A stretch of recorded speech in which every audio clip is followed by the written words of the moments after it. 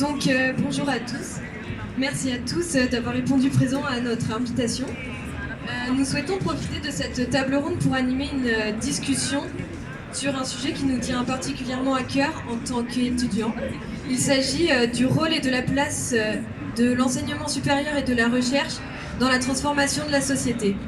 Donc l'objectif de cette table ronde est d'animer une discussion, d'échanger et de recueillir les positions de différentes personnalités de la société civile, donc que ce soit des étudiants, des enseignants, des chercheurs, des entreprises, des associations ou des représentants d'instances publiques, afin justement d'éclairer la situation.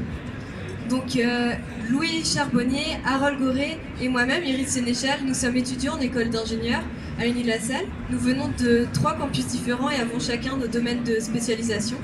Donc pour Louis, l'agriculture, Harold, l'environnement et pour ma part, l'alimentation et la santé.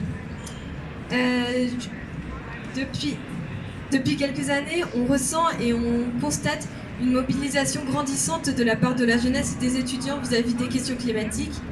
En même temps, on remarque une forte demande de la part de ces étudiants et de ces jeunes à être sensibilisés aux enjeux du climat. En effet,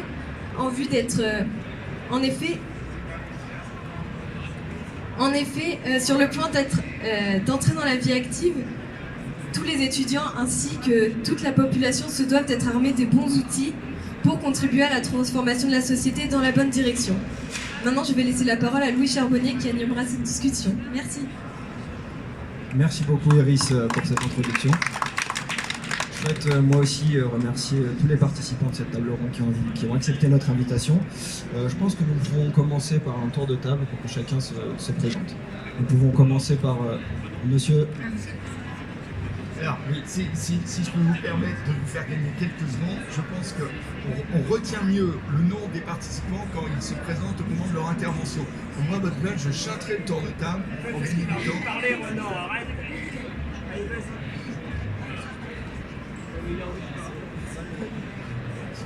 Merci monsieur pour cette suggestion. On va d'ailleurs commencer par vous donner la parole dans cette table ronde.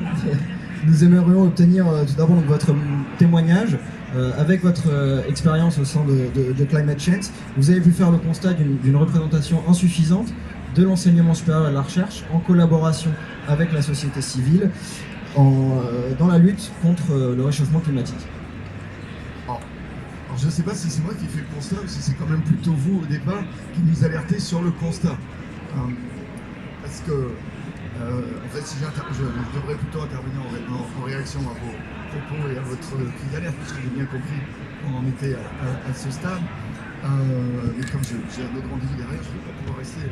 Moi, il me semble effectivement, pour en avoir discuté avec certains d'entre vous, on entend mieux. Voilà, comme ça. Pour en avoir discuté quand même avec un certain nombre d'entre vous, en fait, j'ai été assez surpris par le constat. C'est-à-dire que des étudiants dans les différents sommets que nous organisons, nous en rencontrons quand même souvent, avec y compris des délégations comme à Accra. Vous trouvez des entreprises, des chaires pour financer les voyages. Donc moi j'avais plutôt l'impression que les étudiants finalement aujourd'hui étaient formés ou en tout cas recevaient des enseignements en lien avec la crise climatique et les autres enjeux de développement durable. Et finalement en préparant un tout petit peu cette table ronde, vous m'avez fait passer plutôt le message inverse et surtout, et ça c'est vrai, c'est assez tout à fait remarquable, l'absence de l'enseignement supérieur sur ce type de lieu.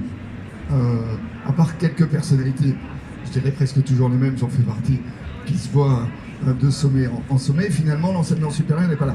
Donc moi j'ai été plutôt surpris de ça, et effectivement ce qui va m'intéresser derrière, c'est de savoir, prendre peut-être ma casquette de sénateur, de savoir comment nous allons réinterpeller l'enseignement supérieur en France sur les retards pris, parce que ça me semble assez inconcevable aujourd'hui que des étudiants que l'on forme donc pour intervenir dans le monde tel qu'il est, on leur raconte encore un monde tel qu'il n'est plus. Et moi, ça m'a assez surpris. Donc je crois qu'effectivement, il y a, semble-t-il, un décalage entre une sensibilisation réelle du monde étudiant, des étudiants à ces enjeux-là. Mais on pourrait peut-être discuter pour savoir si ce sont tous les étudiants ou est-ce que c'est une fraction des étudiants, comme c'est le cas dans le reste de la société. Ça, je crois que c'est un sujet qui devrait être peut-être approfondi lors de ce type de table ronde. Et ensuite se dire, bon, comment fait-on maintenant pour monter l'enseignement à la hauteur de cet enjeu, puisque on sait bien que ce qui fait la force, la valeur d'un étudiant, c'est aussi son adaptabilité et sa capacité à trouver et à forger de nouveaux outils dans le monde de demain.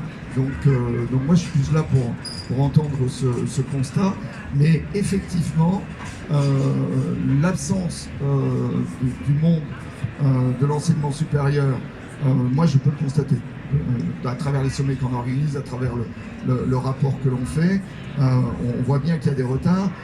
Et si mon équipe n'était pas là, je dirais même que, mais je ne veux surtout pas en rajouter, qu'on a peut-être, puisque avec Climate Change, on sort un rapport sur l'état de l'action, à se poser à un moment la question, si on en a les moyens, d'avoir aussi peut-être un élément du rapport. On a fait avec Bettina cette année le cahier adaptation. Il y aura peut-être à faire un moment un cahier éducation sur la réalité de l'engagement du monde supérieur et de l'enseignement en général sur ces enjeux de formation. Donc ça, c'est une idée qu'on peut garder en tête, même si je ne vous promets pas qu'on le fera l'année prochaine. Il m'arrive d'être raisonnable. Merci beaucoup pour votre intervention. J'aimerais maintenant vous demander, Monsieur Bréjon, vous qui avez passé toute votre carrière à œuvrer pour la prise de conscience des enjeux climatiques dans l'enseignement supérieur, comment cette prise de conscience a-t-elle évolué? Oui, alors je suis un observateur engagé, et ça fait longtemps en effet, mais la prise de conscience, elle a été lente dans la société en général, pas seulement dans l'enseignement supérieur. Et donc le temps de la prise de conscience, c'est au moins depuis 92. Les responsables de l'enseignement supérieur que j'ai côtoyés étaient pourtant bien informés. C'est-à-dire qu'on n'a pas pris la mesure du problème. Et le climat n'a été vraiment pris en compte chez nous qu'à partir des années 2000 en fait. Et puis, pardon de le dire, mais on a eu un ministre à une époque qui était climato-sceptique. Donc c'était quand même difficile de faire progresser la cause du climat dans ces conditions. Alors, donc le temps de la compréhension des problèmes, des conséquences du réchauffement climatique aussi. On limite trop souvent l'appréhension du sujet aux aspects montée des eaux. Oui, bien sûr, évidemment, mais il y a les problèmes d'eau que l'on a examinés tout à l'heure. Et puis, derrière tout ça, ce sont des conséquences économiques et sociales, voire des conséquences géopolitiques. C'est-à-dire que le réchauffement climatique, c'est une montagne, c'est énorme par rapport à ce que la société a pu connaître jusqu'à présent. Donc cette dimension géopolitique, elle a été d'ailleurs soulignée quand notre ami Jean Jouzel a reçu avec Al Gore au nom du GIEC le prix Nobel de la paix. Ça veut donc dire que c'était bien un enjeu absolument majeur. Donc cette dimension-là, on a mis pratiquement 20 ou 30 ans pour l'absorber. Et maintenant, simplement, on commence à apprécier le sujet. Donc voilà, donc c'est pas spécifique à l'enseignement supérieur, mais l'enseignement supérieur, compte tenu de sa mission dans la société, parce que l'enseignement supérieur est quand même là pour construire la connaissance et pour éclairer les élites, ceux qui prennent les décisions, et donc l'enseignement supérieur ne peut pas être à la traîne. Il doit être nécessairement en vision prospective, et donc il doit nous guider dans les décisions à prendre. Alors oui, il y a de plus en plus de formations, c'est sûr, il y a de plus en plus d'élèves qui vont suivre ces formations, mais ça représente, si on fait le total, par rapport à l'ensemble des effectifs étudiants ou des effectifs d'enseignants-chercheurs, ça représente encore très peu. Or, on vient de le dire, le réchauffement climatique, c'est un sujet qui touche toutes les activités, et donc partout, tout le monde doit pouvoir comprendre les enjeux, comprendre ce qui le concerne dans son activité professionnelle pour pouvoir passer à l'action. Merci beaucoup, Monsieur Bréjon. Je vais maintenant vous demander, Madame Laville, vous êtes conseillère d'État, vous avez enseigné à l'école Sciences Po, et vous êtes aussi présidente du comité 21. Est-ce que vous rejoignez le point de vue de Monsieur Bréjon concernant le fait que l'éducation, qui est le 4e objectif du développement durable, est aujourd'hui peut-être négligée ou sous-représentée? Alors, rebonjour. Je crois que c'est très complexe. Moi, je suis frappée par ce qu'a dit Ronan. Parce qu'effectivement, nous qui sommes dans les sphères environnementales, on voit beaucoup de jeunes, on voit beaucoup d'étudiants très engagés.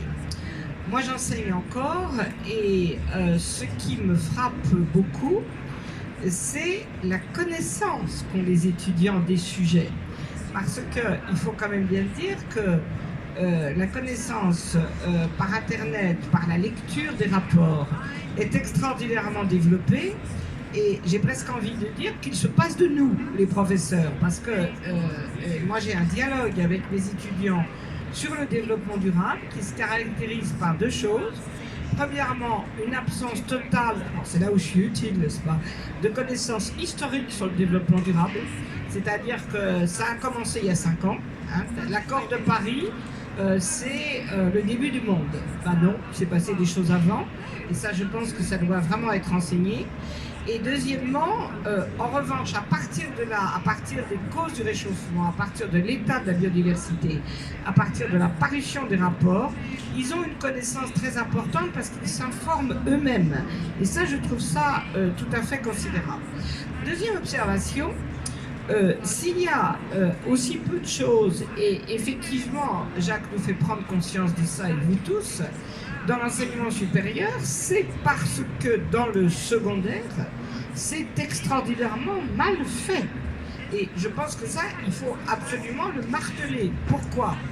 Parce qu'en France, je prends le cas de la France, nous avons des conseils pédagogiques avec des inspecteurs généraux extraordinairement savants, où depuis 25 ans, 30 ans, depuis 30 ans, on se demande si le développement durable, ce qui est interdisciplinaire, doit être dans quelle discipline? Ce qui est évidemment stupide, je veux dire, puisque par définition, c'est interdisciplinaire. Est-ce que c'est les sciences naturelles? Est-ce que c'est la physique? Etc., etc. Et bien entendu, à partir du moment où vous transformez ces enjeux, vous les faites passer dans le tuyau d'une seule discipline, ça appauvrit en fait les choses. Et du coup, ensuite, les filières supérieures suivent. Néanmoins, moi je trouve qu'en ce moment, les choses bougent. Ce qui ne bouge pas, peut-être, c'est les grandes organisations. La conférence générale des grandes écoles, la conférence générale des universités, ça bouge pas assez. Nous, avec le comité 21, on vient de faire un rapport avec la CGU, justement, sur les mutations sociétales dues au réchauffement climatique, dit à tout ce qui est objectif de développement durable et tout ça. On sent que ça commence à venir, mais c'est très très timide. En revanche, dans les universités, il commence à se passer beaucoup de choses, et en particulier par rapport aux spécialités des universités, il y a toujours des gens qui finalement développent dans la spécialité un enseignement de développement durable. Je voudrais parler d'un enseignement que je connais un peu plus que d'autres, c'est les juristes, et là, enfin, ça démarre.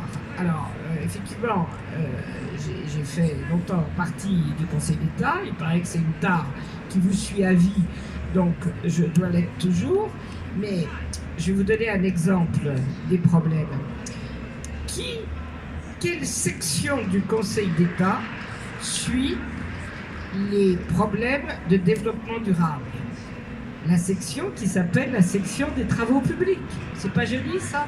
Je veux dire, voilà. Tout simplement parce que nos grandes institutions, nos masses de granit, comme on disait sous Napoléon, sont restées aux appellations du 19e siècle. Bon. Et quand je suis partie du Conseil d'État, atteinte par quelque chose de très agréable qui s'appelle l'âge, j'ai dit au vice-président en partant, qui est de ma promotion en plus, si tu veux me faire plaisir, dans les 2 ans, débaptise la section du Conseil d'État et appelle-la la section du développement durable. Au moins, ça aura un sens. C'est pas un petit détail institutionnel, c'est des détails symboliques. Parce que le Conseil d'État, c'est quand même la Cour de cassation de l'administration. Donc, c'est quand même, si vous voulez, des détails qui comptent. Alors, pour terminer, nous, au Comité 21, dès sa fondation, dès 94-95, on a fait un collège dont tu as été un des grands animateurs, dont tu es toujours un des grands animateurs, Jacques, et notre président d'ailleurs. Il y a un collège des de l'enseignement supérieur, avec tous les membres de l'enseignement supérieur. Et c'est vrai qu'on a un rôle à jouer pour attirer de plus en plus d'universités dans cette action collective. Merci beaucoup Madame Laville. J'aimerais maintenant avoir le point de vue des étudiants et te demander à toi, Rodrigue, en tant que membre du REFED et bien sûr étudiant, quelles sont tes attentes concernant l'intégration des enjeux dans ta formation? Merci, donc en quelques mots, je suis Rodrigue Friot, je suis ici en tant que membre du REFED, donc Réseau français des étudiants pour le développement durable, et j'étudie par ailleurs à Normal Sup Paris.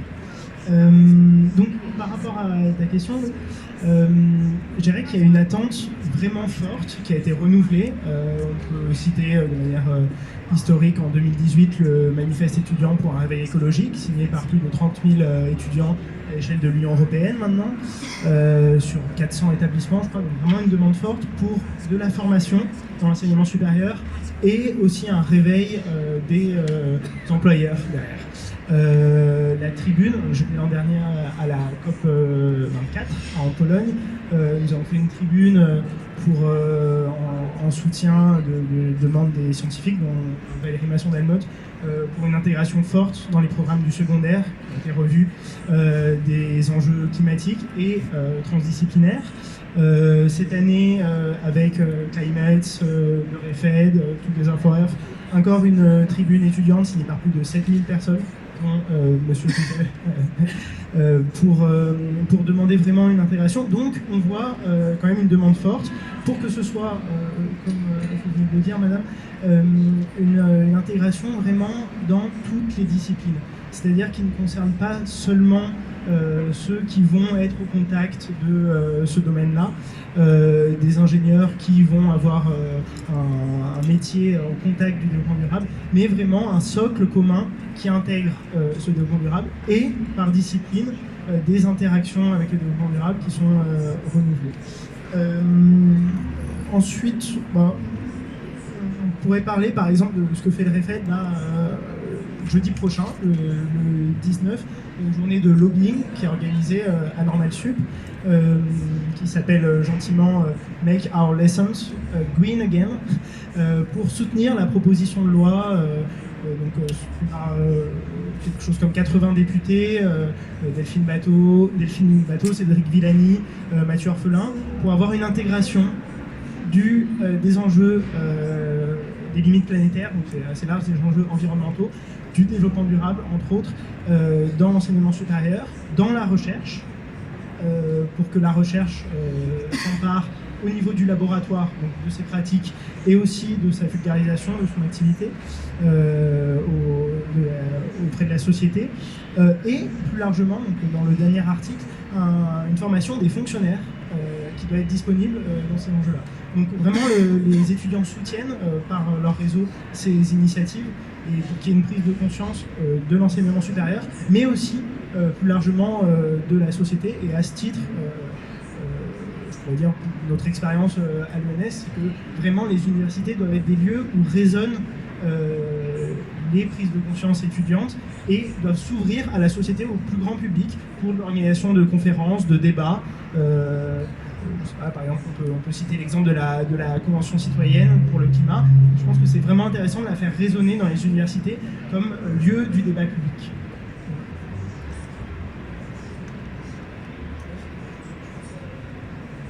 Merci beaucoup Rodrigue pour cette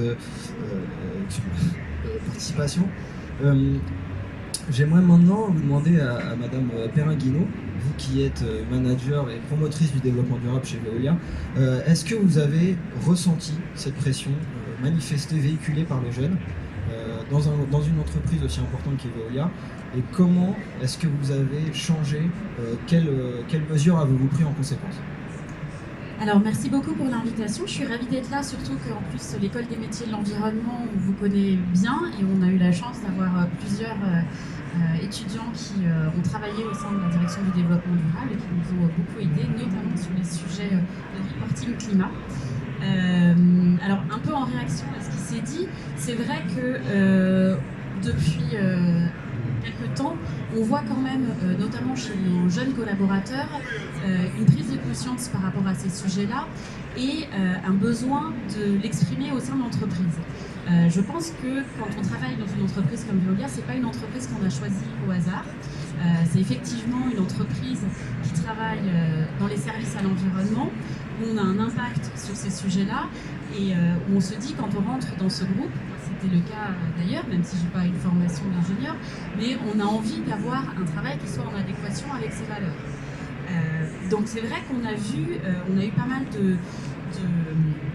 d'occasions cette année, je vais y revenir dans le cadre de la construction de notre raison d'être, d'avoir des échanges avec les collaborateurs et notamment les jeunes collaborateurs.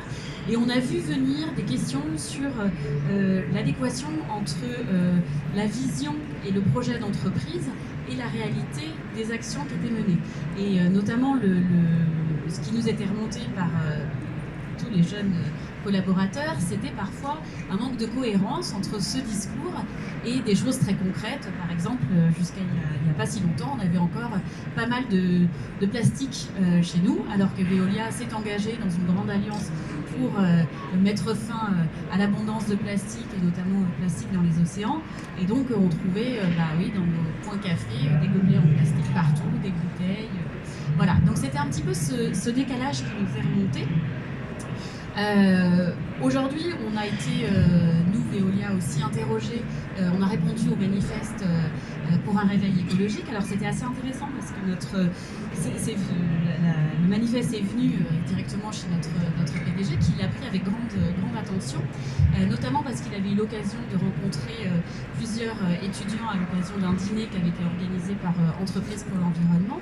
Donc il a pris la question très au sérieux, il nous a demandé vraiment de regarder ce qui était demandé dans ce questionnaire. Et ce qui était intéressant dans ce questionnaire, c'est que ça balayait effectivement un certain nombre de sujets et que ça oblige l'entreprise à faire preuve de transparence et à démontrer ce qu'on fait de manière pédagogique et en s'appuyant sur des exemples, sur des faits, encore une fois, pas en restant uniquement au niveau du discours.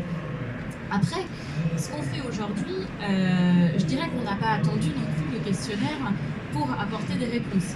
Dans le questionnaire, il y avait une question sur est-ce qu'on mesure nos émissions de gaz à effet de serre. Nous, chez Veolia, on le fait depuis 2002 sur l'ensemble de nos sites. On est quand même un groupe qui a plus de 8000 sites dans le monde. Donc voilà, c'est un travail qu'on avait déjà entamé, on avait déjà conscience de ces enjeux-là. Simplement, peut-être que la différence aujourd'hui, c'est vraiment sur cet aspect de pédagogie et cet aspect d'éléments factuels, d'éléments chiffrés. Je disais tout à l'heure, ça s'est amplifié en 2019, notamment parce que Veolia a été une des premières entreprises à adopter sa raison d'être. Et nous, c'est vraiment quelque chose d'essentiel aujourd'hui dans le projet de l'entreprise. On a tendance à... on considère cette raison d'être comme une boussole, au-delà d'un texte. Et l'idée de la raison d'être, c'est d'être accompagné d'un tableau de bord qui va nous permettre de mesurer notre performance dans différents domaines, plus uniquement notre performance financière. Et c'était des questions qui étaient dans le questionnaire, qui étaient de dire comment est-ce que Veolia prend en compte les recommandations du GIEC, les recommandations de l'IBES sur la biodiversité dans sa stratégie, et qui encore une fois faisait le point sur ce besoin de cohérence. Et dans notre raison d'être, qui nous engage fortement, l'enjeu, c'est ça, c'est aussi quand on est une entreprise, donc la première phase de notre raison d'être, c'est l'ambition de Veolia de contribuer au progrès humain en s'inscrivant dans les objectifs de développement durable à travers notre mission de ressourcer le monde. C'est assez ambitieux et ça veut, si traduit de manière concrète, ça peut amener à ces arbitrages. Je vais prendre un exemple qui n'est pas forcément le plus connu, puisque Veolia, on nous voit comme un acteur de l'eau, essentiellement, des déchets, mais Veolia a aussi une activité liée à l'énergie et on exploite des réseaux de chaleur. On exploite des réseaux de chaleur, notamment en Pologne, qui sont alimentés à partir de charbon. Alors, en termes de chiffre d'affaires, c'est assez faible, c'est moins de 3%, mais en termes d'émissions, c'est 30 émissions, des émissions directes du groupe. Et la question qui nous a été posée, notamment par les acteurs de la notation extra-financière, les investisseurs aussi, c'est qu'est-ce que vous faites par rapport à tout ça et par rapport à ce gros volet d'émissions de gaz à effet de serre. Et le choix qui a été fait dans le groupe, ça a été après énormément de concertation et de dialogue, notamment avec notre comité de parties prenantes, dans lequel on a depuis quelques mois un représentant des jeunes générations. Ça a été de dire, nous on ne va pas se défausser, on ne va pas vendre ses actifs. Maintenant, Veolia c'est un acteur de la transformation, donc on pense qu'on peut avoir un rôle à jouer et à accompagner nos clients, en l'occurrence collectivités, dans cette transition en choisissant, en les aidant à aller vers d'autres, les énergies alternatives, de la biomasse. Donc ça c'est un exemple qui montre aussi comment on peut faire évoluer les choses et comment on travaille au sein de l'entreprise à cette cohérence entre la vision, le grand projet et la réalité concrète sur laquelle on doit aussi rendre compte.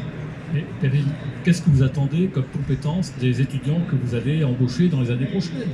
Est-ce que vous voulez des étudiants qui comprennent les enjeux climatiques? Comment ça se traduit dans les compétences requises en termes opérationnels? Alors, Veolia, c'est une entreprise qui a été pendant longtemps une entreprise avec une culture d'ingénieurs. Donc on avait beaucoup d'ingénieurs, notamment des ponts, chez Veolia, qui sont effectivement des personnes avec une vision assez carrée, assez rationnelle, et qui étaient plutôt orientées sur les sujets, alors beaucoup liés à nos métiers de l'eau, évidemment, des infrastructures, donc assez techniques. Effectivement, aujourd'hui, il y a quand même un changement, et ce qu'on voit quand même, c'est que ces sujets de développement durable, comme ça a été dit, ils sortent du champ et ils irriguent un certain nombre de métiers. Aujourd'hui, on a des enjeux en matière de ressources humaines, on va avoir des enjeux au niveau des achats, comment est-ce qu'on fait aussi pour intégrer des achats plus durables, et je pense qu'on a aussi un besoin d'avoir des compétences dans ces domaines-là et qu'il faut que les métiers et les formations intègrent. L'idée, c'est que le développement durable n'est plus cantonné à la direction du développement durable. On va retrouver ce sujet, et c'est vraiment encore plus vrai dans une entreprise comme Veolia, mais on va vraiment le décliner dans une palette de métiers, et il faut que, je rejoins tout à fait ce qui a été dit en début de débat, mais il faut vraiment que l'enseignement intègre dans ces différents métiers cette préoccupation-là. Merci beaucoup pour votre témoignage. J'aimerais maintenant demander à Madame Choulet, vous qui êtes jeune représentante jeune déléguée pour le climat, on voit au regard de ce qu'on a abordé pour l'instant que les jeunes sont donc plus impliqués, mais aussi commencent à avoir plus de pouvoir. Ils influencent les prises de décision de la part des grandes industries. Est-ce que vous, dans votre expérience que vous avez eue sur les COP, vous pouvez aussi voir que vous avez un pouvoir décisionnel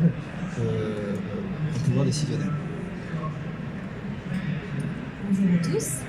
Peut-être commencer par me présenter, parce que ce statut de jeune délégué pour le climat est peut-être pas forcément clair pour tout le monde. Donc Cécile Chollet, je suis effectivement jeune déléguée pour le climat. Alors ça veut dire quoi? Ça veut dire qu'en fait je participe aux négociations climatiques pendant 2 ans au sein de la délégation française, mais en étant étudiante. Ça ne veut pas dire que je suis déléguée, ça veut dire qu'en fait j'ai des yeux et des oreilles pour pouvoir entendre et voir tout ce qui s'y passe, pour avoir en fait une compréhension plus fine des négociations climatiques. Donc en fait c'est le ministère qui offre cette merveilleuse opportunité à 2 étudiants en France de les accompagner donc autour de 4 sessions sur un mandat de 2 ans. Donc j'étais à la COP 24 l'année dernière, je suis à la COP 25 maintenant. Et je suis étudiante en parallèle, j'ai fait un diplôme d'ingénieur de l'eau, et maintenant je suis doctorante. Donc les inondations et le changement climatique, ça reste au cœur de ma thématique de la recherche. Donc c'est aussi pour ça que cette table ronde est très intéressante pour moi. Alors quant à notre pouvoir décisionnel, je resterai peut-être un petit peu mitigée. Alors pour donner un exemple de mon école, donc de mon école d'ingénieur, on a eu beaucoup de contestations aussi de la part des étudiants, comme quoi on n'a pas eu suffisamment d'enseignement sur l'écologie, sur l'environnement. Donc je suis dans une école qui s'appelle Eau et Environnement, et en fait le compartiment environnement représente entre 2 et 5% de la formation, pour donner un ordre d'idée. Et donc il a fallu avoir beaucoup de contestations de la part des étudiants pendant plein d'années avant que effectivement l'équipe pédagogique et l'administration se remettent en question et se disent il faut vraiment qu'on fasse quelque chose. Mais en fait l'administration donc cette fois a embauché quelqu'un qui est en train de revoir les maquettes et de proposer quelque chose pour la rentrée de l'année prochaine. Mais pour moi en fait l'administration elle a vraiment un challenge auxquelles on n'a pas forcément conscience quand on est étudiant, où on a très envie de critiquer en fait, parce qu'on ne se rend pas compte de toutes les contraintes d'une équipe pédagogique. En fait, l'équipe pédagogique doit faire entrer toujours de plus en plus de notions dans un calendrier qui est toujours de 3 ans pour les ingénieurs. On ne peut pas non plus mettre beaucoup plus de temps à disposition. On fait des cours d'économie, du droit public, du droit privé, de la comptabilité, du développement personnel, beaucoup d'enseignements en fait qui arrivent de plus en plus pour prendre de plus en plus de place dans nos programmes, au détriment quelque part des sciences dures, qui sont la thématique pour lesquelles moi personnellement j'ai choisi mon école, et de la culture générale, parce qu'en fait pour moi un ingénieur de l'eau qui ne connaît pas les impacts du changement climatique dans le détail sur le cycle de l'eau, c'est la culture générale, c'est même pas la science dure, c'est vraiment de la culture. Et donc on a cette équipe pédagogique qui essaye de mettre de plus en plus de choses dans notre maquette et qui se rend compte que les étudiants à 18h, il faut aussi qu'ils aillent se reposer. Donc ils ont vraiment ce challenge. Et donc pour eux, leur réponse c'est oui mais bon, les étudiants sont des personnes, comme vous le disiez, qui peuvent se documenter. Elles ont du temps libre, elles peuvent aussi aller chercher des informations qui les intéressent sur les thématiques qui ne sont pas dans le programme. Sauf qu'en fait, tous les étudiants ne prennent pas forcément le temps de faire ça. Il y a de plus en plus d'étudiants qui se manifestent, qui sont conscients des enjeux climatiques. Mais pour moi, je trouve qu'ils sont quand même une minorité croissante, mais une minorité. Et en fait, c'est cette majorité qui passe son temps à quelque part aussi profiter de sa jeunesse, on peut pas trop leur en vouloir, mais qui a aussi besoin d'aller respirer quand on sort des cours, qui fait que quand le proviseur va faire une démarche, de proposer par exemple une conférence sur le changement climatique de 18h à 20h, les étudiants ne sont pas là. Quand le proviseur va proposer un créneau pour pouvoir discuter d'une nouvelle maquette de programme, les étudiants ne sont pas là, sauf, c'est malheureux mais bon c'est à tout âge, quand il y a à manger ou quand il y a une feuille de présence. Donc voilà, ce sont des moyens qu'on utilise maintenant pour obliger les étudiants à venir participer au moins une première fois pour qu'ils se rendent compte qu'en fait peut-être qu'on les a obligés à être là, mais en fait c'était dans leur intérêt, parce que ça, je ne sais pas si on peut parler d'une question d'immaturité, mais un petit peu quand même. Et donc on a toujours cette grosse majorité d'élèves qui a du mal à essayer d'aller dans le sens en fait du mouvement, du changement, etc. Et ça c'est vraiment difficile pour les établissements. Donc il faut aussi comprendre que c'est un challenge pour eux de se dire mais est-ce qu'on va mettre toute notre énergie pendant une année à essayer de changer la maquette, alors que quand on essaye de faire un petit pas vers les étudiants, ils ne le rendent pas quoi. Donc voilà, en tout cas dans mon établissement, voilà comment ça se passe. Je ne sais pas si c'est représentatif de ce qui peut se passer ailleurs, en tout cas c'est mon expérience. Et puis par rapport au pouvoir décisionnel au COP, en tant que jeune, ça n'a vraiment rien à voir.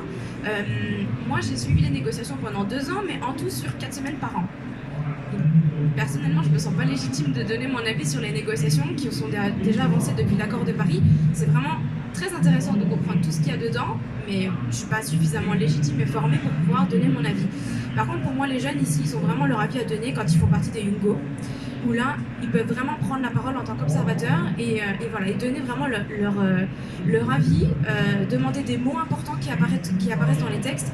Et moi, d'après mon expérience, les partis sont vraiment très attentifs à ce que disent les Youngo. On ne peut pas toujours faire tout ce qu'ils veulent, mais ils ont vraiment des idées qui sont assez terre-à-terre en fait, proches de la mise en œuvre et du terrain.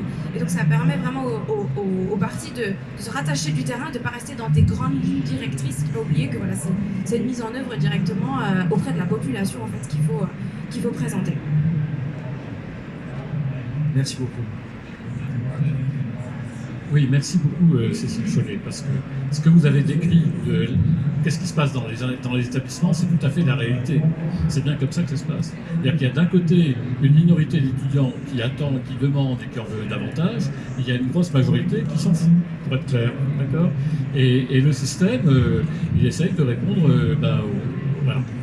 Donc on est un peu pénalisé par cette situation. Alors, malgré tout, les pouvoirs publics ont apporté des éléments réglementaires. À la suite du Grenelle de l'environnement, il y a eu 2 lois, la loi Grenelle 1 et la loi Grenelle 2. Dans la loi Grenelle 1, il y a un article 55 qui prévoit que tous les établissements d'enseignement supérieur, c'est-à-dire les universités et les grandes écoles, doivent rentrer dans une démarche de développement durable qui s'appelle le plan vert. Et que derrière cette démarche, il y a une labellisation. Alors, on va faire un état des lieux. La conférence des grandes écoles, c'est 250 écoles d'ingénieurs et de commerce. Les universités, c'est 80 et 11 établissements. Total, 330.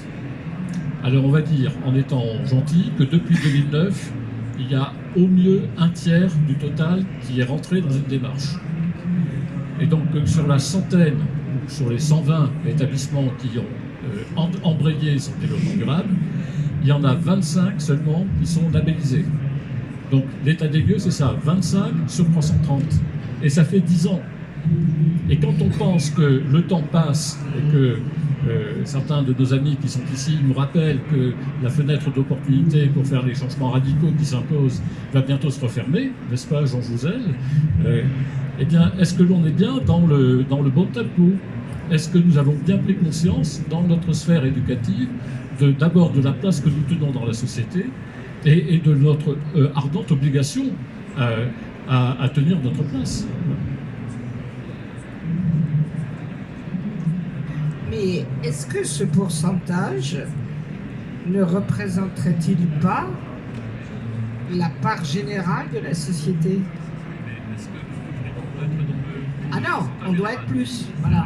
Mais je crois que c'est vraiment ça le sujet, me semble-t-il. Et la faire changer.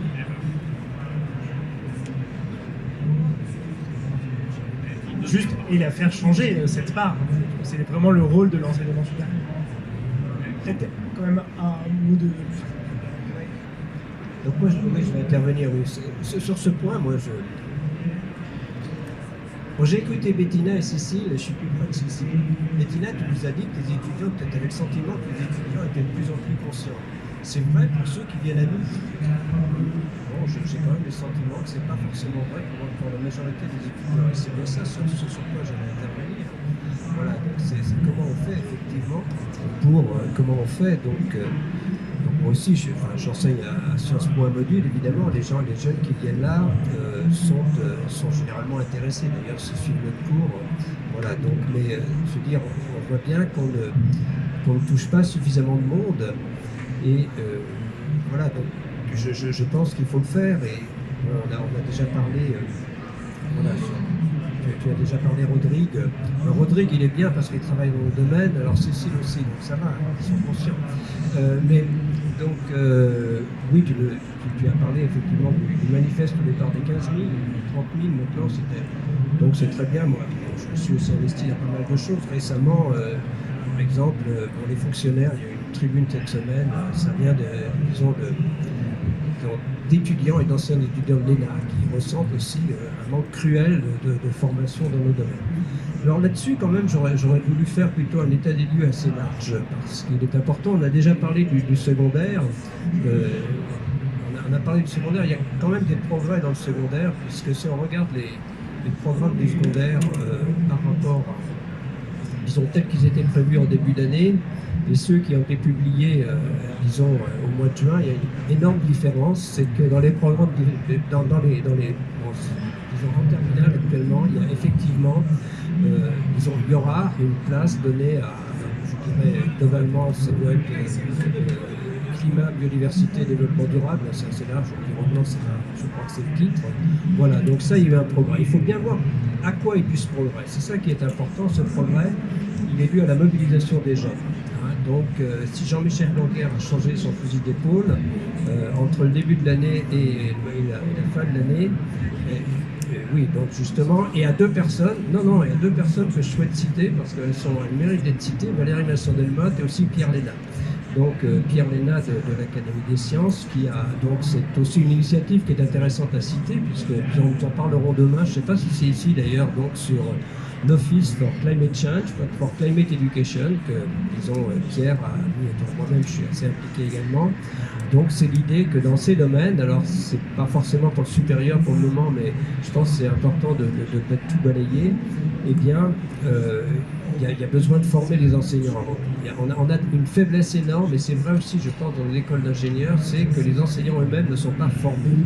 Donc ça, c'est très important. On peut toujours parler de former les étudiants, mais il faut des enseignants qui soient à la hauteur. Et dans la même ligne, évidemment, je pense que c'est intéressant, donc Jean-Michel Blanquer s'était juré de ne pas changer les programmes, disons, du primaire, de l'école et du collège, et c'est ce qu'il a fait quand même, puisqu'il a invité le Conseil supérieur des programmes à effectivement faire des propositions, d'abord faire des auditions. Ils ont auditionné des gens de la discipline pour voir ce qui pourrait être fait de l'école au collège, y compris la maternelle. C'est assez intéressant. Donc il y a eu une certaine ébullition par rapport à la mise en place de cette commission, puisqu'il y a eu des auditions de 2 climato-sceptiques, mais donc le résultat est là maintenant, puisque le Conseil supérieur des programmes vient de faire une proposition de programme, justement, de modification de programme. Je crois que c'est fait officiellement depuis 2 jours, de modification de programme dans l'école, dans l'école et le collège. Donc Pierre qui l'a lu, Pierre Léna qui connaît tout par cœur, donc il l'a lu, il dit que c'est pas trop mal. Voilà. Donc pour le moment c'est quand même un progrès, même si on pouvait craindre, il n'y a pas de place au climato-scepticisme, en tout cas c'est très clair. Donc voilà, donc c'est important de noter ça, c'est important de noter toutes ces initiatives. Donc on voit bien qu'il y a encore beaucoup de chemin à faire et bon, quelle que soit la génération, la tienne qui est post-doctorante, la tienne qui est plutôt encore dans les études, les jeunes, il faut que tout le monde se mobilise, il faut continuer. Moi-même, je suis allé parler à la salle, enfin, vous n'étiez pas là encore les jeunes, je suis allé à la salle il y a 2 ou 3 ans, je connais bien, je connais bien le CME. Voilà, et puis c'est peut-être, alors d'un côté c'est fort sympathique, mais vraiment on se retrouve à 4 intervenants, disons, seniors, presque, mais bon, voilà. Bon, mais voilà, disons, on se retrouve très souvent ensemble, hein, avec Jacques, avec Ronan, avec Bettina, et c'est peut-être aussi, il faut élargir ce cercle aussi, hein. C'est ça qui est important, c'est ça que je veux dire, non mais tu vois bien ce que je veux dire, hein, donc il faudra élargir ce cercle. Mais alors si tu veux intervenir, mais j'ai un autre point important, quand même, donc, dans cette table ronde, il y a le mot recherche. Donc, quand même, bon, c'est pas. Et la recherche, effectivement, donc, j'ai souvent l'habitude de dire que. Bon, alors, je dis au sens de notre communauté, au sens large, hein, de la communauté climat. Si cette communauté climat ne s'était pas organisée il y a 30 ans, nous ne serions pas là aujourd'hui. C'est très clair, et je te dis, bon, sans les rapports du GIEC. Disons, bien sûr, donc voilà. Mais on peut aussi regretter, il y a une quasi-absence, par exemple au niveau français, il n'y a personne ici, ni du CNRS, ni d'une organisation, j'y suis, enfin il y a un bel truc, moi-même, on y est à titre plutôt personnel, mais en tout cas pas représentant, ni personne de la CPU, c'est quand même, je pense, enfin, peut-être, je ne dis pas, mais donc voilà, donc c'est quand même un constat. Et puis quand même, bon, c'est un appel pour les jeunes, voilà, on a aussi besoin, on a aussi besoin dans le domaine de recherche de jeunes qui s'impliquent, de jeunes brillants. Voilà, donc c'est un appel, je fais souvent des conférences et je dis souvent aux jeunes, impliquez-vous dans la recherche. C'est peut-être ingrat, hein, je sais que c'est pas facile, j'en suis bien conscient, mais faites-le, c'est important. Et les entreprises, bon, à un moment, il faudra quand même reconnaître la valeur de la thèse. Donc, si vous voulez, il y en a un peu marre. Donc franchement, je le dis. Donc dans les disons, je l'ai dit, j'ai écrit que les grands corps n'étaient pas, bon, alors Bettina va désolé, mais les grands corps n'étaient plus les dynamismes de la France. Les dynamismes de la France, c'est évidemment cette synergie entre universités et grandes écoles. Et à un moment, il faut que les entreprises donnent notre bon. Je ne comprends pas qu'après une thèse, on ne puisse pas rentrer au même niveau qu'un ingénieur de grande école. Ça me semble tellement incroyable. Et voilà, donc je dis, c'est un appel aux grandes entreprises, je ne le comprends pas du tout. Voilà, donc parce que si on a du mal à attirer des jeunes vers la recherche, c'est une des raisons essentielles, c'est parce que les thésards ne sont pas considérés par les entreprises. Donc je voulais soutenir l'appel de Jean, évidemment, pour que d'autres jeunes, aussi jeunes que nous rejoignent. On est tous d'accord. Mais moi j'ai trouvé très très bien ce qui a été dit sur le fait qu'il ne faut pas mythifier la jeunesse comme étant totalement mobilisée sur les questions climatiques. Il nous arrive à tous d'intervenir dans des amphithéâtres et de s'apercevoir que la prise de conscience est parfois très très insuffisante et très très hétérogène. Et que derrière, du coup, il y a quand même une question qui est devant nous, assez redoutable, et qui est un peu le thème de la matinée, y compris sur l'adaptation, qui est que les jeunes vont aussi adhérer à des narratifs. Ils ne vont pas tous adhérer aux mêmes, mais il y a quand même un enjeu de narratif très important au moment où on fait le choix de son futur métier. Et que notre narratif sur le climat aujourd'hui, je pense qu'il est extrêmement interrogé. Il est extrêmement anxiogène parce que la communauté scientifique a donné l'alerte avec raison, a fixé des seuils dont on sait aujourd'hui qu'ils vont être extrêmement difficiles à tenir, même si on est tous d'accord que moins il y aura de CO2 dans l'atmosphère, mieux ça ira. Et que je pense que notamment la question de l'adaptation, qui est extrêmement concrète dans la dimension technique de l'adaptation, va être une des questions clés de mobilisation et de formation des nouvelles générations d'acteurs, donc des étudiants d'aujourd'hui. Et que là, je pense que nous avons aussi une responsabilité sur ce narratif, sur le fait de dire, parce que moi je suis convaincu que si on reste sur un discours trop anxiogène, et si on dit que si on passe les 2 degrés on est tous morts, on va avoir un vrai souci pour mobiliser une génération. Et qu'il faut donc trouver un discours qui, sans négliger l'effort de réduction des émissions, bien évidemment, c'est pas moi qui vais opposer les deux, mais il faut qu'on réussisse à dire que l'adaptation, y compris l'effort extrêmement important d'adaptation, ça n'est plus des politiques périphériques qu'on a à mener, c'est aussi des opportunités toujours dans un monde en mutation, en changement, d'une société plus solidaire,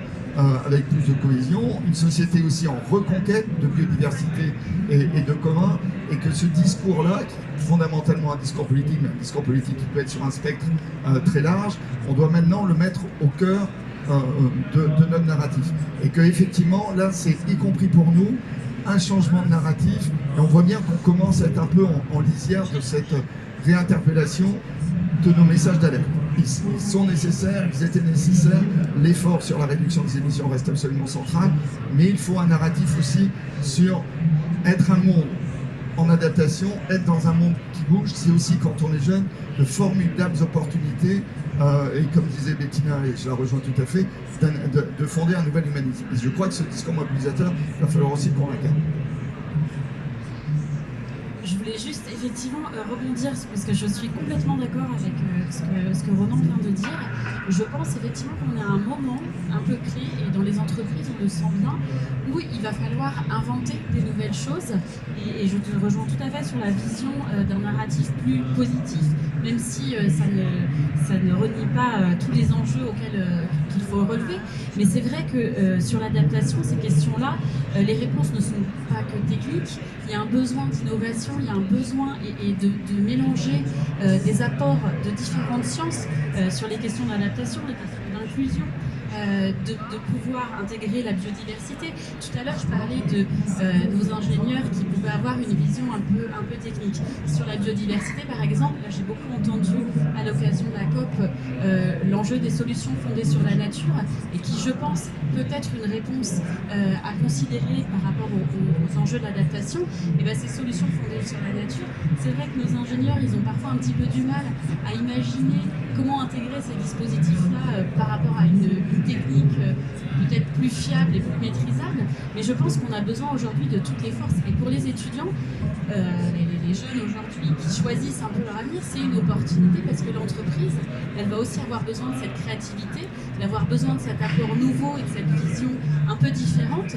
Et il y a plein de choses formidables à construire, et on est vraiment aussi en recherche de ces compétences-là. Donc il y a vraiment une place et un discours sur les opportunités qu'il faut mettre en avant.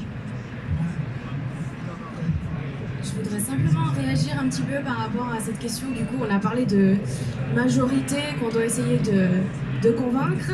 On a parlé de discours un petit peu anxiogènes. En tout cas, moi, une des solutions que j'ai trouvées, c'est en fait, je profite d'être jeune déléguée pour le climat pour aller parler de mon expérience, justement. Alors, on n'est que 2 étudiants à être jeunes délégués, donc quand on va dans les établissements scolaires, on n'est personne. Donc on a ce problème-là on rencontre le proviseur, il ne peut pas nous mettre en contact avec les étudiants. Donc pour résoudre ce problème, on a créé une association qui s'appelle les JAC, les Jeunes Ambassadeurs pour le Climat. Et donc on rencontre les étudiants du collège, du lycée, du supérieur, et même les entreprises nous demandent maintenant de les former sur les enjeux climatiques et sur les négociations. Alors, on peut leur parler de gestes éco-citoyens. Voilà, en fait, le problème des personnes qui ont envie de s'investir, c'est qu'elles ne savent pas comment. Elles se disent, ok, c'est la cata, tout le monde n'arrête pas de me le dire, mais je fais quoi? Je commence par où? Donc on leur donne des solutions qui sont basiques. Donc, par exemple changer de banque, changer de fournisseur d'électricité, utiliser une monnaie locale. Voilà, on leur donne des solutions très terre à terre pour qu'ils puissent enfin se raccrocher au monde réel et savoir comment passer à l'action. Et on a un autre discours qui est un peu plus subtil, un peu plus complexe, on va dire, c'est d'expliquer en quoi les jeunes, qui sont des citoyens, ont des pouvoirs.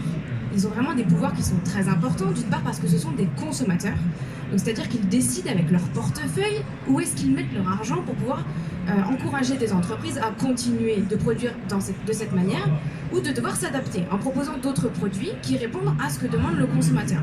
Et ça, c'est très important parce que l'étudiant ne fait pas forcément le lien quand il va donner de l'argent dans un fast-food que forcément le fast-food va continuer à produire ce qu'il produit tous les jours. Alors que si on commence à faire monter une nouvelle demande, forcément ils vont devoir, tous ces producteurs vont devoir se former. Donc ça, ce sont des liens que ne font pas forcément les étudiants et qui pèsent en fait sur le monde de l'entreprise pour les obliger à changer. Le deuxième pouvoir des citoyens, c'est le pouvoir de vote. Alors, il y a le vote au municipal, c'est extrêmement important parce qu'on a effectivement ces élus à l'échelle locale qui transforment le visage de nos villes. Et dans un contexte de l'adaptation, quand on vient de le dire, c'est extrêmement important. C'est à nous de choisir si on a envie d'avoir de plus en plus d'îlots de chaleur ou si on veut ramener des végétaux à l'intérieur de nos villes. C'est à nous de choisir dans quel environnement est-ce qu'on veut vivre demain de manière locale. Et quand on vote aussi pour les européennes et pour la nation, pour le président de la France, par exemple, là aussi, on a un pouvoir qui est extrêmement important parce que ce sont eux qui peuvent faire des lois pour contraindre le monde de l'entreprise. Donc pour moi, ça, c'est deux pouvoirs très importants. Et le troisième, c'est notre métier. Faire un métier qui est en lien avec nos valeurs, comme on le disait tout à l'heure, c'est refuser de faire un métier qui a un fort impact sur l'environnement. Et c'est faire quelque chose qui, tout simplement, nous rend heureux, en fait.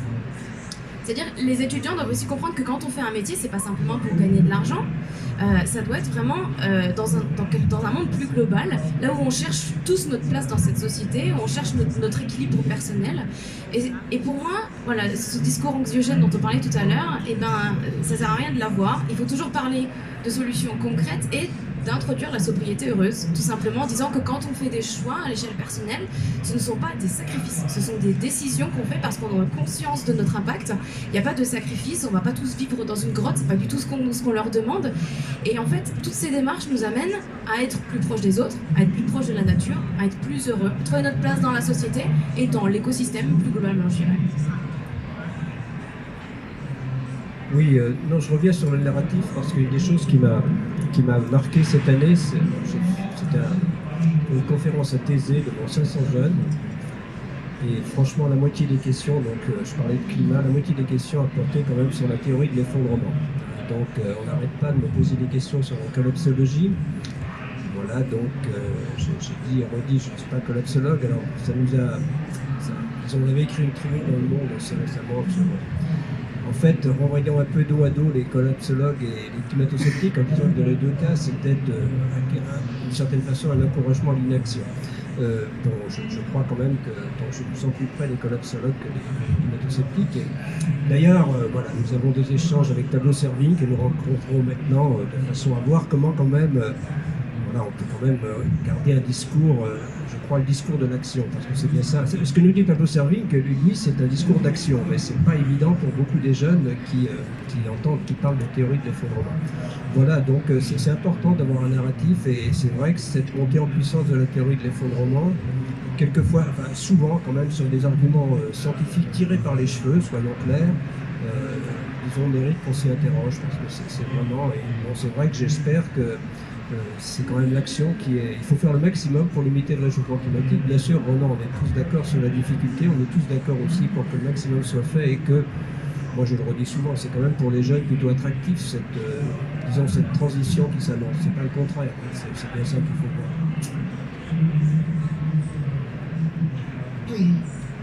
Oui, alors, moi je pense que cette question, l'anxiété, elle est au cœur du problème et elle vient, c'est ça qui illustre nos petites différences. Moi, je ne suis absolument pas d'accord avec vous et pas d'accord avec toi, Jean, ce qui est extrêmement rare, sur le fait que les jeunes, il y a une petite partie minoritaire des jeunes qui sont concernés par tout ça. Je ne ressens pas ça. Alors, je ne parle évidemment pas des gens qui viennent à nous effectivement, qui sont le public de nos conférences ou qui sont nos élèves, etc., ça c'est des gens déjà concernés. Mais moi je vois dans ma famille, dans ma proche proximité, si j'ose dire,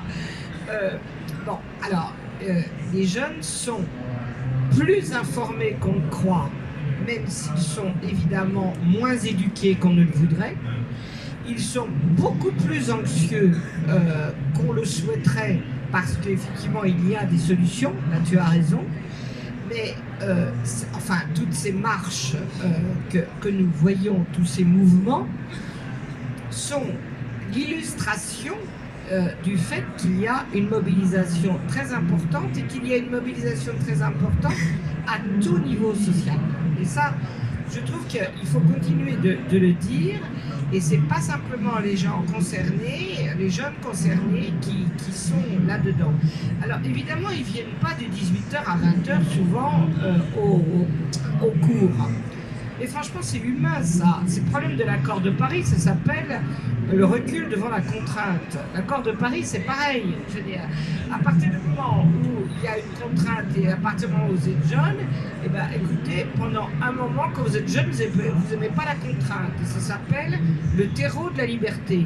Parce que si vous aimez la contrainte dès 20 ans, eh ben, vous ne serez pas des êtres libres à 40. Donc moi, je ne jette pas la pierre à ça. Et je trouve que, en particulier, et ça je trouve qu'il y a quand même eu depuis quelque temps un grand progrès, tous les moyens d'information sont quand même extrêmement importants là-dessus. Deuxième observation, ce qui en revanche, et Jacques et les autres l'ont dit, et d'autres l'ont dit, extrêmement important, c'est ne pas nourrir, ne pas nourrir l'anxiété par le manque d'information. Et donc ça, c'est le rôle de la science. Et ça, c'est le rôle de la science et de la connaissance. N'exagérons pas non plus. Il y a énormément de chaires qui sont financées par les entreprises sur le climat, etc. On peut évidemment déplorer. Moi, je suis intervenue en juin dernier au 240e, je crois, anniversaire, j'y étais d'ailleurs, de l'école polytechnique. Bon. Alors, c'est quand même hallucinant que l'école polytechnique n'ait jamais fait un grand colloque sur le développement durable depuis 20 ans. Ça, c'est comme ça, on peut le déplorer. Mais bon, elle le fait, je veux dire. Elle le fait, et à ce propos, il y a eu des annonces de nouvelles chaires, en particulier entre un certain nombre d'établissements scientifiques, dont un qui est très, très connu, d'Hervé, Doutois, etc. Et donc, ça bouge énormément au niveau de la recherche. Et sous ton contrôle, la recherche française est excellente en matière climatique. Je veux dire, voilà. Je veux dire, certes, tu n'as eu que le prix Nobel de la paix. Enfin, c'est un prix Nobel quand même. Je veux dire, voilà. Bon, donc ça, c'est... Troisième observation. En revanche, il y a quelque chose, moi, que je déplore profondément, c'est que si on est bon en France en sciences dures, on n'est pas bon en sciences humaines. Or, aujourd'hui, c'est les sciences humaines le climat, parce que les sciences dures, elles continuent, elles sont sur les rails, elles vont nous apprendre de plus en plus, elles doivent approfondir. Mais en sociologie, en psychologie sociale, si Bruno Latour dit dans son magnifique bouquin « Où atterrir », je veux dire, c'est bien qu'il y a un problème de psychologie sociale globale devant cette espèce de gouffre qui s'ouvre devant nous et qui nourrit l'anxiété. Et là, mais vraiment toutes ces sciences sociales, elles ne sont pas assez en avance. Les sciences juridiques étaient en retard, ça commence un peu à rattraper le retard. Mais au niveau sociologie, psychologie sociale, vraiment il y a un effort énorme à faire. Oui, je me permets de réagir à ça et à propos de tout ce qu'on a un petit peu dit. Alors, je me présente rapidement. Harold Doré, étudiant en école d'ingénieur environnement à UNILA-Salrennes, l'enseignement école des métiers de l'environnement. Pour revenir un petit peu sur ce qu'on a dit, je pense que souvent on a voulu distinguer donc, les étudiants qui étaient concernés directement et les autres. Et aussi cette contrainte un petit peu, cette nature de l'étudiant à pas forcément aller aux grandes conférences ou dans les amphithéâtres pour se renseigner. Je pense que c'est aussi le moment de mettre en avant des outils pédagogiques qui ne sont pas forcément ceux qu'on a eu l'habitude d'avoir. Et un formidable exemple de ça, c'est la fresque du climat de M. Ringenbach, qui est ici à présent à la COP. C'est quelqu'un qui a réussi à créer donc cet outil pédagogique qui permet de sensibiliser et de former aux enjeux du climat en montrant le rapport direct cause-conséquence depuis les activités humaines jusqu'aux grandes conséquences comme l'émigration climatique par exemple, et qui, avec ce format très ludique, parce qu'on manipule, on discute, il y a un véritable échange, à la fin on parle des solutions même, il y a un véritable échange, et ce genre d'événements, de formation très ludique, elles permettent peut-être d'être plus attractives pour les gens qui ont cette demande à être formés. Oui, on a certainement besoin de nouveaux processus pédagogiques pour aller vite. Et donc ce que fait la fresque, c'est remarquable. J'ai vécu la révolution informatique.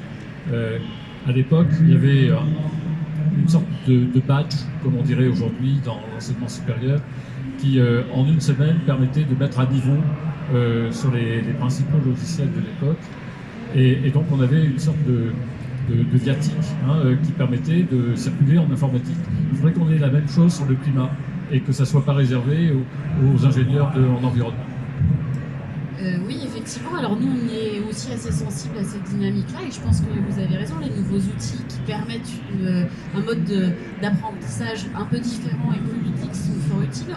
Chez Veolia, on a soutenu un MOOC qui est sorti, je crois, la première version. On était partenaire aussi avec le comité 21 sur le dérèglement climatique, sur ces enjeux, sur la COP, c'est une manière différente d'apprendre, c'est une manière aussi de partager le savoir au-delà de l'enseignement supérieur, mais parce que le MOOC est assez accessible à tous.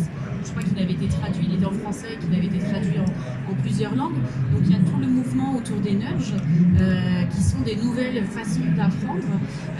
Nous, on est assez sensible à ça, on privilégie aussi beaucoup les moments de rencontre. On est partenaire alors c'est que à Paris, mais d'un cycle de conférences à la recyclerie où on échange beaucoup, où on met en avant des solutions concrètes, mais aussi des experts qui viennent parler, pour être dans cette transmission-là. Et peut-être, alors c'est vrai que malheureusement c'est à 18h, mais bon, c'est des moments de rencontre et après on a souvent des échanges et des discussions qui peuvent permettre de faire avancer aussi des choses à une autre échelle, et je pense que c'est à prendre en considération en complément de l'enseignement traditionnel comme un moyen aussi complémentaire d'apporter ces connaissances. Alors je vais passer la parole à une spectatrice qui a une question à vous poser. Oui, alors je voulais vraiment intervenir parce que parfois, à force de rester dans le même monde, on oublie certaines choses. Alors je vois École des métiers de l'environnement, j'entends l'ENS, j'entends Sciences Po, j'entends École d'ingénieurs, mais quand même la spécialité française, c'est cette scission entre les grandes écoles et l'université. Donc vous nous parlez de beaucoup de moyens mis en œuvre, des conférences qui ont été mises, etc. Trouvez-moi une seule personne ici qui ne fait pas partie des grandes écoles, ni le Dauphine et la Sorbonne, pour dire université. Il n'y en a pas. C'est-à-dire qu'à l'heure actuelle, à l'université, il y a entre 60 et 70 quand même des élèves qui sont dans l'enseignement supérieur. On parle de médecine, c'est bien valorisé. On parle du droit, c'est pas mal aussi. Et qu'est-ce qu'on en fait de tout le reste ? C'est aussi en fait des gens qui restent, donc là on va parler socialisation, dans le même monde. Et donc du coup, forcément, quand on est en grande école et qu'on est avec des gens qui sont sensibilisés, ça fait une effervescence, ça fait une synergie. Et en plus, il y a les moyens. Les grandes écoles sont très pluridisciplinaires, ont beaucoup plus de liberté. Souvent sont mi-public, mi-privé, si ce n'est que privé. Donc il y a énormément de moyens.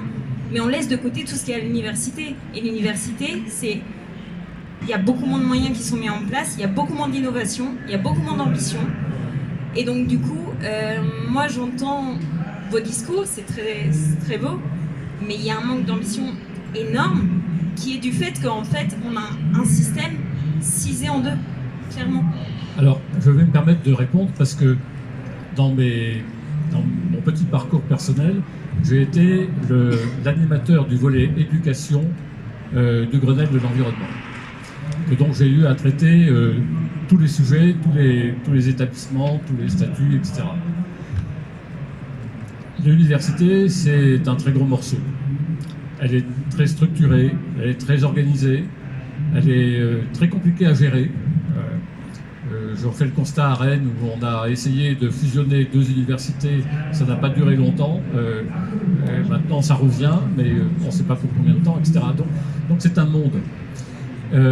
Quand nous avons travaillé avec CGE, Conférence des grandes écoles, et Conférence des présidents d'université, sur le développement durable, j'ai fait appel à la CPU en disant voilà, on ne peut pas traiter le développement durable dans le monde des grandes écoles. C'est forcément ensemble, universités et grandes écoles. Et le rapport que j'ai fait à la demande de Jean-Louis Borloo à l'époque, c'est un rapport qui a été co-signé avec les deux organisations. Et j'avais Sylvie Faucheux comme co-rapporteur du rapport. Donc on a travaillé ensemble. Qu'est-ce qui s'est passé ? Les grandes écoles avaient la volonté de faire un référentiel stratégique, synthétique, qui pouvait se lire en 2 pages à 4. Quand on a commencé à travailler avec l'université a dit mais c'est très bien, on va adopter votre référentiel, mais on va l'enrichir. Et on l'a enrichi comment ?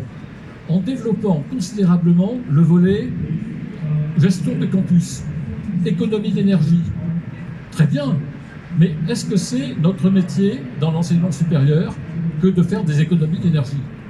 Notre métier, c'est de former des jeunes gens aptes à inventer le monde nouveau.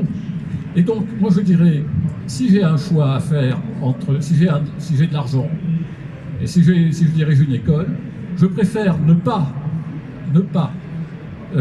organiser l'efficacité énergétique pour mettre l'argent dont je dispose sur de nouveaux outils pédagogiques, pour former davantage, pour former encore mieux. Parce que la priorité est là, c'est de former les jeunes gens pour que demain, en masse, ils puissent justement faire tout ce que l'adaptation nous demande. Donc, je ne fais de procès à personne, je dis simplement que ce sont 2 systèmes. Et donc, les responsables universitaires, ils sont dans un système qui est très résilient.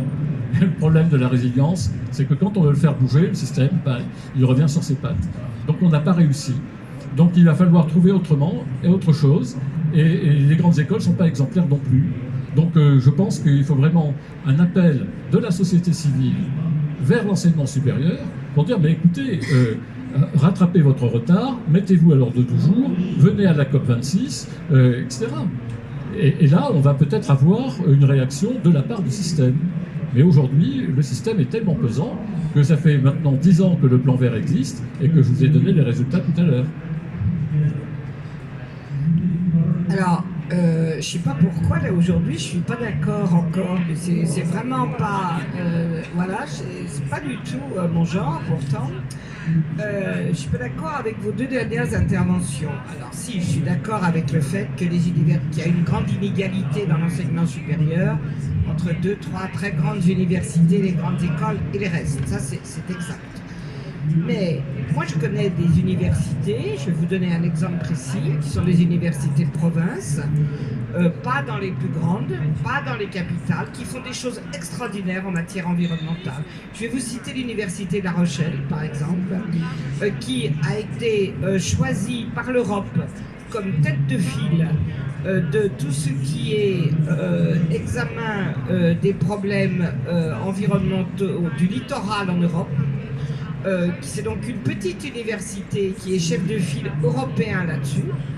Deuxièmement, qui a développé des enseignements tout à fait extraordinaires en physique, en droit, qui justement, à cause de la place géographique de La Rochelle, fait des coordinations absolument exceptionnelles. Et j'en citerai beaucoup, évidemment, je ne vais pas citer Montpellier, je veux dire qu'il y a quand même un grand centre comme ça. Ah bah je vais citer Bordeaux, je vais citer Montpellier, je vais citer La Rochelle, je vais citer Amiens, je vais citer Lille, je vais citer Strasbourg. Alors écoutez, je ne vais pas vous citer toutes les villes françaises, mais là je peux vous donner 2, 3 enseignements de qualité. Donc je trouve qu'il faut nuancer ce que vous dites. Bien entendu, il faut améliorer. Deuxième remarque, cher Jacques, je ne suis pas du tout d'accord. Je trouve que c'est tout à fait bien de faire des économies d'énergie dans les universités. Bien entendu, il ne faut pas que ça soit au détriment, là tu as tout à fait raison, que ça soit au détriment des budgets universitaires et des budgets d'enseignement. Mais pourquoi une université n'aurait pas aussi un comportement citoyen? Pourquoi une université n'aurait pas, à l'intérieur de sa mission, de sa raison d'être de l'enseignement, aussi des pratiques qu'elle ferait partager aux étudiants sur les déchets, par exemple, ce serait pas mal dans les universités, sur l'économie circulaire, sur tout ce qui est efficacité énergétique. Je pense que c'est les deux. On ne peut pas dire c'est le temps de l'action et dire que l'université c'est un lieu sanctuarisé où on ne fait que de l'enseignement sans s'occuper de l'action. Je suis d'accord avec toi. Il ne faut pas caricaturer le propos que j'ai tenu tout à l'heure. Je veux dire simplement... Oui, mais évidemment, si on peut faire des économies d'énergie, il faut les faire. Mais la mission de l'université, la mission de l'enseignement supérieur, c'est pas de faire des économies d'énergie. C'est très bien si ça vient à l'appui de sa mission essentielle. Je rappellerai que la responsabilité sociétale s'exprime en 3 volets. Le premier volet, c'est faire au quotidien les économies d'énergie, des économies d'eau, etc. Donc avoir des comportements responsables, bien gérer les campus. Le deuxième volet, c'est faire l'intégration dans le métier. Ça, c'est vrai pour tout le monde. Et dans l'université, ça veut dire l'intégration dans la pédagogie, dans le contenu pédagogique, dans les méthodes pédagogiques et dans le choix des sujets de recherche. Ça, c'est le deuxième volet. Le troisième volet, c'est l'influence sociétale. C'est-à-dire qu'une université, une grande école, ça a formé énormément de jeunes gens. À Unilassal, on a 18 000 alumni. Eh bien, notre responsabilité, c'est d'amener cette communauté à intégrer les préoccupations climatiques dans leur métier, parce que ces gens-là, ils sont aujourd'hui en mesure de prendre des décisions, et les décisions d'aujourd'hui, elles impliquent évidemment notre avenir. Donc voilà le spectre de notre responsabilité sociétale en tant qu'enseignement supérieur, et aujourd'hui, je suis obligé de constater qu'on n'assume pas complètement notre mission. C'est ce que je voulais dire. Merci Monsieur Bréjean. Très rapidement, par rapport aux universités, que par la formation je connais peu, je pense qu'il y a quand même, et là c'est plus le Refed qui parle, qu'il y a un tissu d'acteurs qui est vraiment important à mobiliser, c'est le milieu associatif étudiant. Et à vraiment engager dans ces dynamiques de transformation, ça peut être de campus, qu'est-ce qu'on mange à la cantine, comment sont chauffées les salles, etc. Et faire réaliser, mais aussi dans la sensibilisation. Je parlais d'ouvrir les universités, les grandes écoles tout à l'heure, vraiment aider cette organisation d'événements à l'intérieur des universités, les faire s'ouvrir à la société de manière plus générale. Et parfois, il faut assez peu d'aide pour pérenniser une association, pour assurer la continuité dans les années creuses. Et donc, finalement, il y a une part à prendre aussi à ce moment-là entre l'administration universitaire et ce tissu associatif qui va aider à engager une démarche plus large de campus. Merci beaucoup Rodrigue. Je vais juste donner la parole à Demoiselle ici qui a une question pour vous. Bonjour, j'espère que vous m'entendez bien. D'accord, donc je m'appelle Karine Batrin et je suis étudiante à Centrale Supélec, donc désolée mais c'est encore une grande école. À Centrale Supélec, il y a une véritable volonté de la direction des études et de la direction stratégique de l'école de mieux intégrer le développement durable et la question du changement climatique aux enseignements, mais ils se heurtent à une immense difficulté. Bon, déjà, on a évoqué la formation des professeurs, mais surtout, ils n'ont pas vraiment de référentiel pour intégrer de nouveaux cours, que ce soit dans le tronc commun ou dans les enseignements spécialisés. Donc en fait, ils cherchent un label, ils cherchent aussi un ensemble de spécialistes dans les domaines métiers pour aider les professeurs à intégrer dans leurs cours ces enjeux. Ma question c'est voilà, où en est l'État français là-dedans? Est-ce qu'il y aurait un label pour vraiment vérifier cette démarche-là, pour certifier les cours? Est-ce qu'il y aurait moyen de vraiment avoir un programme, mais au niveau national, pour un cours commun, au niveau national sur tous les enseignements, enfin, que ce soit les élèves ingénieurs, mais aussi tous les élèves, tous les étudiants de France?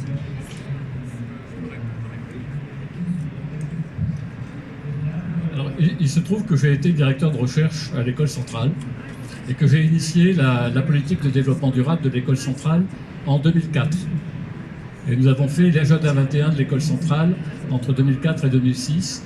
Et à la suite de ça, le programme de l'ingénieur centralien a été révisé, et ça s'appelait le programme Ariane. Et on a introduit dans le nouveau cursus de l'ingénieur centralien les préoccupations de développement durable. Mais manifestement, pas suffisamment. Voilà, donc c'est clair, il faut faire davantage. Et il n'y a pas de label aujourd'hui pour dire tel cours, il est correct, certifié développement durable ou certifié climat. C'est pour ça que ça serait trop compliqué. Et on va perdre du temps à vouloir faire ça. Je préfère certifier par un label sur les personnes, parce que là, je fais davantage confiance aux personnes qu'au programme. Et là, il y a de la cohérence. Quand quelqu'un a compris les enjeux, a compris les conséquences du réchauffement climatique, a compris les défis à relever, a compris les difficultés économiques et sociales pour faire la transformation, ce quelqu'un-là, il est armé, il a sa connaissance et il va la transformer lui-même pour la rendre compatible aux objectifs du climat. Je voudrais rappeler, mais on arrive à la fin du truc, que l'école a une mission. L'école, enfin la sphère éducative, l'éducation a une mission. C'est pas de capitaliser les connaissances, bizarrement. La mission essentielle, la mission première qui est au fronton de la République, c'est de former des citoyens. Donc l'école est au service d'un projet politique de la société. La société, notre société a signé la déclaration de Rio. On a réédité à Johannesburg, on a réédité à Paris. Donc nous avons fait le choix d'une société de développement durable, vraiment durable, dirait notre amie Bettina. Donc c'est ça notre objectif. Donc nous devons former des citoyens capables d'élaborer cette société nouvelle. Et puis, il y a cette obligation d'abord de comprendre les enjeux, et la deuxième, c'est d'aider ces élèves à être capables de relever les défis. Voilà, donc il y a les deux volets. Comprendre les enjeux, deuxièmement, leur donner les outils pour relever les défis. C'est la mission de l'école en général, c'est la mission de l'éducation, de la formation, et il y a encore beaucoup à faire pour que nous répondions pleinement à cette mission. J'ai un complément d'information à vous apporter sur les questions de formation initiale et continue, de mobilisation et d'influence sociétale. Il y a un réseau des grandes écoles et des universités qui s'appelle YES, Y-E-2-S, Alumni, qui rassemble en fait toutes les têtes de réseau des alumni connectés au groupe ESS, Économie sociale et solidaire, Transition, Développement durable. Et ce groupe a publié un manifeste il n'y a pas très longtemps, vous pouvez le trouver sur LinkedIn, qui a vocation à aider les universités et les grandes écoles dans lesquelles il n'y a pas encore de mobilisation suffisante des alumni, donc de ceux qui irriguent tous les secteurs professionnels, à se constituer pour entrer dans ces objectifs d'influence sociétale et de mobilisation en termes de formation initiale et continue dans les universités et les grandes écoles. Premier point. Deuxième point, la mobilisation des jeunes, qui a été évoquée plusieurs fois, elle est incontestable. En même temps, je crois qu'il y a beaucoup de structures, comme celles qui sont présentes ici, qui peuvent contribuer à générer de la cohérence en fait, des démarches, parce qu'on peut très bien être dans une marche pour le climat et être accro du dernier téléphone portable. Et donc cette démarche de progrès, elle doit aussi être conscientisée par ceux qui portent pour le climat des enjeux qu'on connaît tous.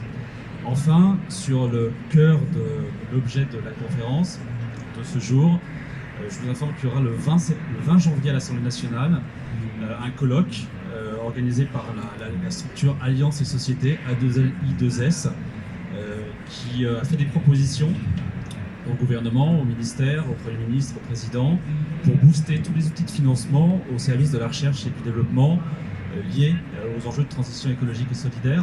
Donc vous êtes les bienvenus à ce colloque, j'en ferai part en particulier à Bettina et à Kyle Chance.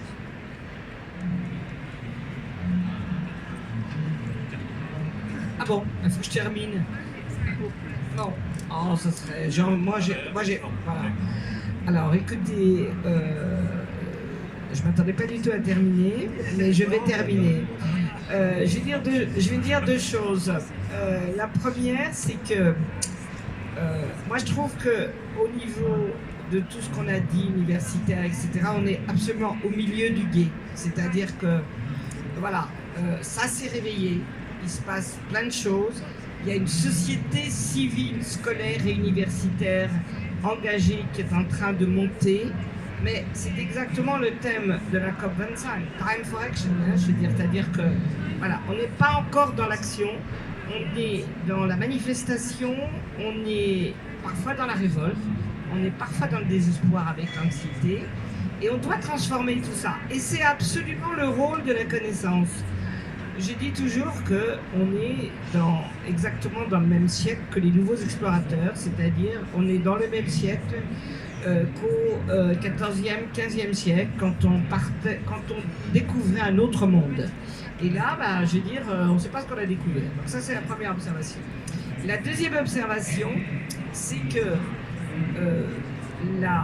je ne sais pas si il y a, comment dirais-je, ça je pense que Jean le sait beaucoup mieux que moi, une manière de résoudre le changement climatique par la science, mais ce que je sais, c'est qu'il n'y aurait absolument pas eu, sans l'effort énorme des scientifiques, sans la vulgarisation par le GIEC et puis par toute la communauté scientifique des problèmes climatiques, il n'y aurait pas eu cette mobilisation.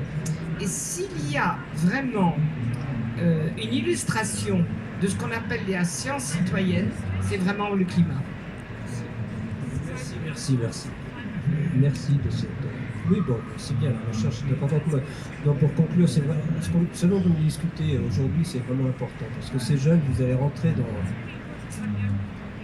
la vie active, vous êtes en train de rentrer dans la vie active, et c'est important que toute cette génération soit vraiment au moins une connaissance minimale de tous ces problèmes d'environnement, de perte de biodiversité, de développement durable. C'est d'être, ma conclusion, c'est qu'il faut progresser.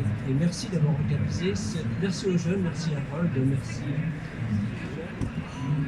Et comme d'habitude, en France, un colloque sur la formation et les jeunes, on fait conclure par les vieux.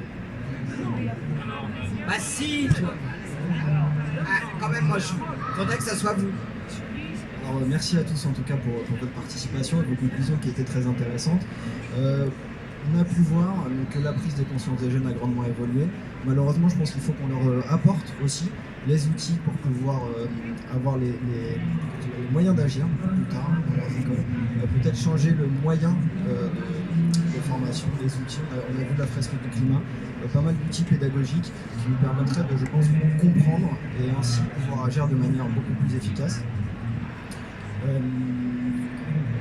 voulais d'abord aussi m'excuser auprès des personnes qui avaient des questions. Malheureusement, on doit mettre fin à cette discussion qui a été extrêmement intéressante. Je veux remercier chacun des participants. Vous avez fait vivre ce débat et vous l'avez rendu extrêmement intéressant. Et aussi, au nom d'Uni La Salle et de Harold, Brice et moi-même, remercier Pavillon France et toutes les personnes qui nous ont permis d'organiser cette table. Merci à vous.